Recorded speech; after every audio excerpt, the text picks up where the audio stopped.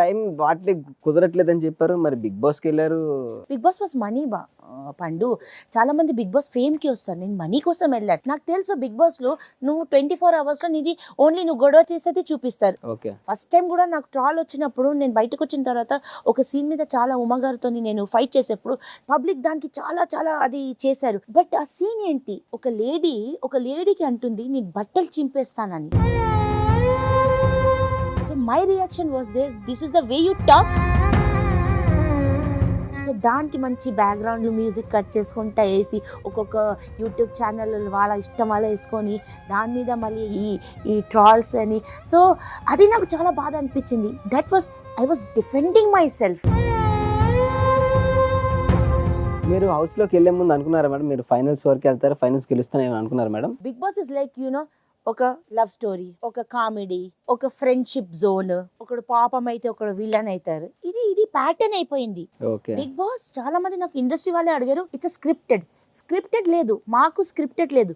But big boss వాళ్ళు task scripted wise వేస్తారు. ఈమెకి ఇట్లా ట్రిగర్ ఇస్తే అక్కడ he will be blasted. So that is scripted. Okay. అంటే ఫైనల్స్ వరకు వెళ్దాం అనుకున్నారా, ఫైనల్స్ గెలుద్దాం అనుకున్నారా? నేను బిగ్ బాస్ వెళ్ళి చాలా మంది లేడీస్ చూస్తారేమో, ఒక హౌస్ వైఫ్ అయ్యి ఒక డాన్స్ మాస్టర్ అయ్యి బిగ్ బాస్ షో వచ్చి ఒక గేమ్ ఆడుతుంది అని. అక్కడ అంతా ఎవరు అట్లా చూడరు. బిగ్ బాస్ వెళ్ళే వాళ్ళు ప్రతి ఒక్కరికి పిఆర్ ఉంటుంది. నాకు అడిగారు పిఆర్, నేను పైసల కోసం వెళ్తున్నాను, మళ్ళీ పైసలు ఎందుకు ఇస్తాను నేను? జీరో పిఆర్ తోని 11th వీక్ వరకు సర్వైవ్ అయినాను నేను. 12th వీక్ కూడా నేను ఉంటుండే, బట్ అక్కడ ఎమోషనల్ అయ్యి ఒకటి ఏదో ఉంటది గేమ్, సరిగా ఆడలేకపోయినా. ఇప్పుడు ఫ్యామిలీ పరంగా డెఫినెట్ గా ఒక అమ్మాయి బయటికి వెళ్ళి ఏదైనా వర్క్ చేస్తుందంటే వాళ్ళకి ఆలోచిస్తారు. And there are lot of people to judge. So మీ ఫ్యామిలీ పరంగా మిమ్మల్ని ఎప్పుడైనా స్టాప్ చేశారా? స్టాప్ ఎప్పుడు చేయలేదు, బికాజ్ వాళ్ళకి తెలుసు నేను ఎంత మూఫట్ ఆన్ ఫేస్, నేను ఏం మనసులో పట్టుకోండి. బట్ టైమింగ్ జోన్ మన షూటింగ్ లో చాలా డేంజర్ ఉంటుంది. వాళ్ళు మార్నింగ్ 5కి వెళ్ళిపోతాం, లాంగ్ లొకేషన్ అంటే 4కి లేవాలి, మళ్ళీ అది డబుల్ కాల్ షీట్ అవుతుంది. డబుల్ అయితే 6కి పోయి మళ్ళీ 2 అవుతుంది. మార్నింగ్ 5కి బయలుదేరితే నెక్స్ట్ డే 9 వరకు షూట్ కూడా చేసాం. అక్కడ టైంలో ఫ్యామిలీకి అనిపిస్తుంది నిజంగా మీ షూటింగ్ ఇంత సేఫ్ చేస్తుందని. It's not easy. ఇప్పుడు నాకు కూడా డౌట్ వస్తుంది.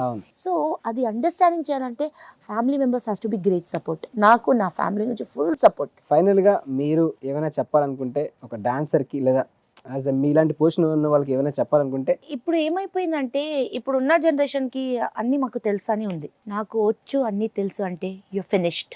There is never ending for learning. చిన్న బాబుతోని కూడా నేర్చుకోవచ్చు, నేను అదే అనుకుంటా. బట్ అది నేను చూస్తలేను.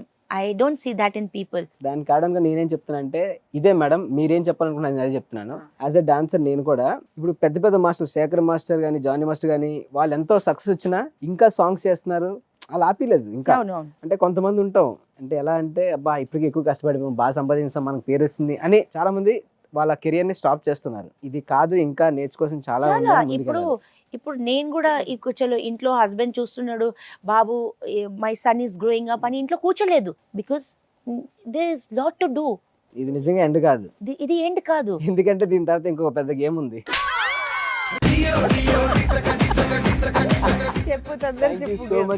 అయిపోయిందా? సంక్రాంతి స్పెషల్ కి మా డాన్సింగ్ స్టార్ ఎపిసోడ్ కి మీరు గెస్ట్ గా రావడం అండ్ మమ్మల్ని సపోర్ట్ చేయడం మాకు చాలా బాగా నచ్చింది. అండ్ అలానే ఈ సంక్రాంతి స్పెషల్ కి మా తరపున మీకు ఒక చిన్న గిఫ్ట్ అన్నమాట.